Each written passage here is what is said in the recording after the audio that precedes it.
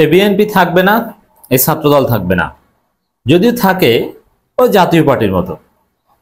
দর্শক, এই খবর জনগণকে জানিয়ে দিন, শেয়ার করে বিএনপির যারা এখনো সমর্থক আছে তাদেরকে জানিয়ে দিন, জামাত শিবির যারা আছে তারা তো বিশ্বাস করবেন, এবং সাধারণ জনগণকেও জানিয়ে দিন এইসব বিএনপি টিএনপি করে লাভ নাই, এদের ভবিষ্যৎ শেষ। আমি তিনজন প্রথম সারির বিশ্লেষকের বিশ্লেষণ করব সংক্ষেপে আপনাদের জন্য, যা দ্বারা আপনারা সহজে বুঝতে পারবেন যে এই বিএনপির কোনো ভবিষ্যৎ নেই। পিনাকি ভট্টাচার্য, গোলাম মোল্লা রনি এবং গৌতম দাস, এই তিনজন চমৎকার কিছু অ্যানালজি এবং অ্যানালাইসিস নিয়ে এসেছেন,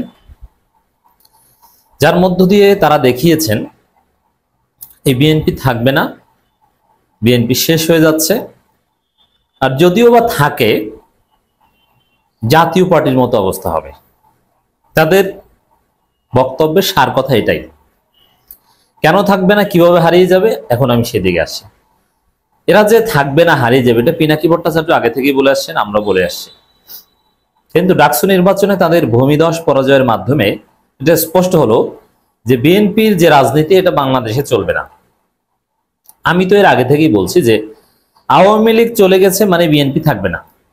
আওয়ামী লীগ চলে যাওয়ার সাথে, আওয়ামী লীগের পতনের সাথে বিএনপির রাজনীতি শেষ হয়ে যাওয়ার সম্পর্ক আছে, এটা বিএনপির কেউ কেউ জানতো। যার ফলে আওয়ামী লীগ নিষিদ্ধের তীব্র বিরোধিতা করেছিল, ছাত্রলীগ নিষিদ্ধের বিরুদ্ধে বলেছিল গয়েশ্বর চন্দ্র রায় এবং রুমিন পারানা। কারণ তারা বলেছিল তখন যে আজকে ছাত্রলীগ নিষিদ্ধ করছেন, একদিন তো ছাত্রদল নিষিদ্ধ করবেন, নিষিদ্ধ করা লাগবে না, এরা এমনিতেই হারিয়ে যাবে নিষিদ্ধ ছাড়া।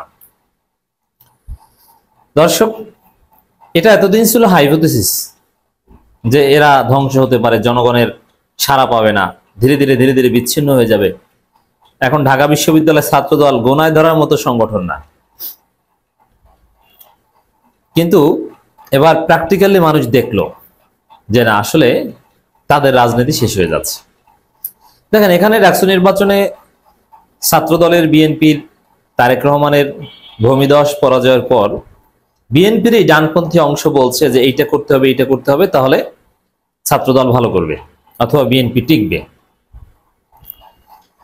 বিশেষ করে জিয়াউর রহমান এবং খালেদা জিয়ার যে ন্যারেটিভ বা তাদের যে আদর্শ, ভারতের আধিপত্যবাদের বিরোধিতা করা এবং মুসলিম জাতীয়তাবাদ, গৌতম দাস এটা চমৎকার ভাবে নিয়ে এসেছেন যে মুসলিম জাতীয়তাবাদ এটা ছিল জিয়াউর রহমানের মূল ক্যাপিটাল। তো এই জায়গা থেকে সরে যে আপনি পুরোপুরি ইন্ডিয়ান সেকুলার হবেন, স্বাভাবিকভাবে আপনি আপনার পূর্বের ভোটারদের হারাবেন, এটা স্বাভাবিক। আর মুসলিম জাতীয়তাবাদ যে অংশটা, ওইটা কেউ না কেউ গ্রহণ করবে। পিনাকিও যেটা দেখিয়েছেন যে শিবির অ্যান্টি ইন্ডিয়ান ভোট তো পেয়েছেনই, ইসলামপন্থী ভোট পেয়েছেন, ওটা তো তাদের ফিক্স ছিলই। তারা সেকুলার ভোট টেনেছেন, আর সেকুলার ভোট দিয়েই তারা জিতেছেন। সেকুলার ভোট টানতে তাদের প্রচার প্রচারণা সব আয়োজন ছিল। আর ভারত বিরোধিতার ভোট তো তাদের জন্য রিজার্ভ। আর বিএনপি নিজেরা প্রকাশ্যে ভারতের কোলে উঠে বসে গেছে। যেমন কলকাতার বুদ্ধিজীবীরা তারা ডাকসু নির্বাচনের পর প্রতিক্রিয়া জানিয়েছে রাজাকারের বাচ্চাদের বিজয়, মুক্তিযুদ্ধের পক্ষের শক্তির পরাজয়। তাহলে বিএনপি হচ্ছে মুক্তিযুদ্ধের পক্ষের শক্তি, মানে ভারতীয় শক্তি, আর যারা জিতেছে তারা হচ্ছে রাজাকারের বাচ্চা। হাসিনা তো একই কথা বলেছিল। আর আসলে বিএনপি যে আওয়ামী লীগ হয়ে গেছে, ছাত্রদল যে পুরোপুরি ছাত্রলীগ হয়ে গেছে, তার প্রমাণ জগন্নাথ হল। জগন্নাথ হলের সিংহভাগ ভোট পেয়েছে ছাত্রদল। আর জগন্নাথ হলের যারা ভোটার তারা কোন দলের সবাই জানে, ওরা সব ছাত্রলীগ। ওরা আওয়ামী লীগ ভারতের আদর্শের বিশ্বাসী।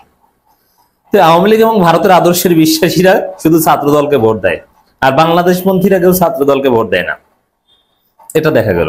তো এই যে ক্রাইসিস, এই ক্রাইসিস সমাধান করা সম্ভব না। এখন এটা কিন্তু বিএনপির লোকজন বুঝে গেছে যে আমাদের সমস্যাটা কোন জায়গায়। আমার দেশের কলামও এটা উঠে এসেছে যে ছাত্রদল নিজেদেরকে বাংলাদেশপন্থী দাবি করে, মুক্তিযুদ্ধের পক্ষের শক্তি দাবি করে, জামাত শিবিরকে স্বাধীনতা বিরোধী ট্যাগ দিয়ে, পাকিস্তানপন্থী ট্যাগ দিয়ে যে প্রচারণা, এটা বুমেরাং হয়েছে।